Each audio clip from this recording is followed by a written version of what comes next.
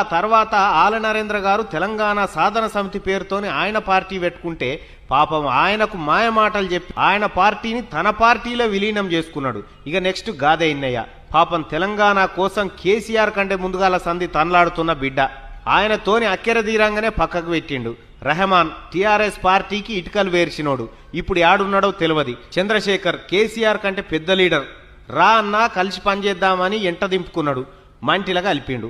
ఆ తర్వాత జిట్ట బాలకృష్ణారెడ్డి పాపం ఉన్న ఆస్తులన్నీ తెలంగాణ ఉద్యమం కోసం దారపోసిండు. ఆఖరికి టిక్కెట్లు ఇవ్వకుండా ఆయనంతలో ఆయనే బయటికి పోయేటట్టు చేసిండు.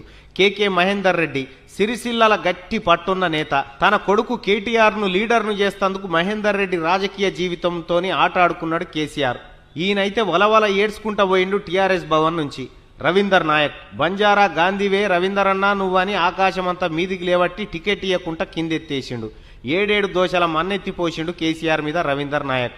చెరుకు సుధాకర్ తెలంగాణ ఉద్యమంలో మొట్టమొదటిసారి పీడీ యాక్ట్ కింద అరెస్ట్ అయిన ఉద్యమకారుడు, డాక్టర్. ఆయనకు టికెట్ ఇవ్వకుండా ఆగం చేసిండు. కుడుదుల నగేష్ ఆలేరు ఎమ్మెల్యేగా గెలిచిన దళిత బిడ్డ, ఆయన నోట్లే మన్ను పోసిండు. విజయశాంతి చెల్లె చెల్లె అని తింపుకున్నాడు. చెల్లె సీట్లకెళ్ళి తనే నిలబడ్డాడు. చెల్లెను కట్టుబట్టలతోని బయటికి పంపించిండు పార్టీలకెళ్ళి. తల్లి తెలంగాణ పార్టీని విలీనం చేసుకున్నాడు. తెలంగాణ రాష్ట్రం ఇస్తే నా పార్టీని నీ పార్టీలో కలిపేస్తా అని సోనియా గాంధీని నమ్మించి మోసం చేసిండు ఇదే కేసీఆర్. అటు జయశంకర్ సార్ కలలను మోసం చేసిండు. తన ఇంటిని ఆఫీస్కి ఇచ్చిన కొండా లక్ష్మణ్ బాపూజీని కూడా పట్టవగటిలే మోసం చేసిండు కేసీఆర్. కేశవరావు జాదవ్ను శంకరగిరి మాన్యాలు పట్టించిండు. ముఖ్యమంత్రి సీటు దగ్గరకు వస్తుందని తెలుసుకొని కోదండరామరెడ్డిని దూరం చేసిండు. తెలంగాణ రాష్ట్రంలో దళిత ఉప ముఖ్యమంత్రి అని మురిసిన తాటికొండ రాజయ్యను అవమానించి క్యాబినెట్లకేం తీసేసిండు.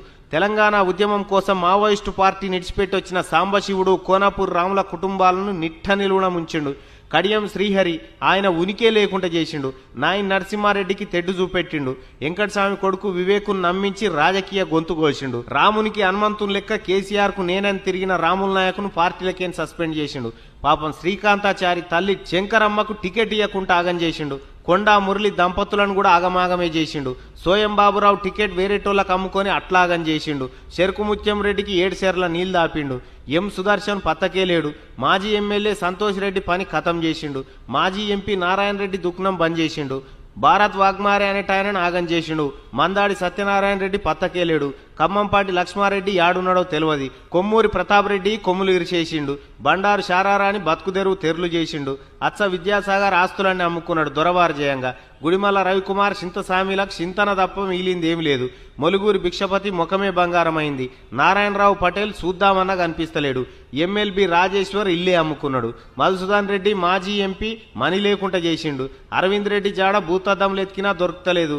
కావేటి సమ్మయ్య కతోడిచిపోయింది. బొడిగె శోభక్కను బొనిగె విసికిండు. నల్లాల ఓదేల్ రాజకీయ జీవితం నల్లగా చేసిండు. సోమారావు సత్యనారాయణ జీవితం తెరులు చేసిండు. సీతారాం నాయకును అడవుల పాలు చేసిండు. విశ్వేశ్వరరెడ్డికి పొమ్మన లేక పొగబెట్టిండు. ఇట్లా కేసీఆర్ చేతుల మోసపోయిన వాళ్ళ లెక్క తీస్తే హనుమంతుని తోక కంటే ఎక్కువనే అయ్యేటట్టుంది పాపం. వీళ్ళ కష్టం మీద రాజకీయ ఇంటిని నిర్మించుకున్నాడు కేసీఆర్. ఇంతటి మోసకారి తెలంగాణ గడ్డ మీద తిరుగుతుంటే మా జాతి పిత అని చెప్పుక తిరిగే శంచాలకి ఈ ముచ్చట అంకితమిగా.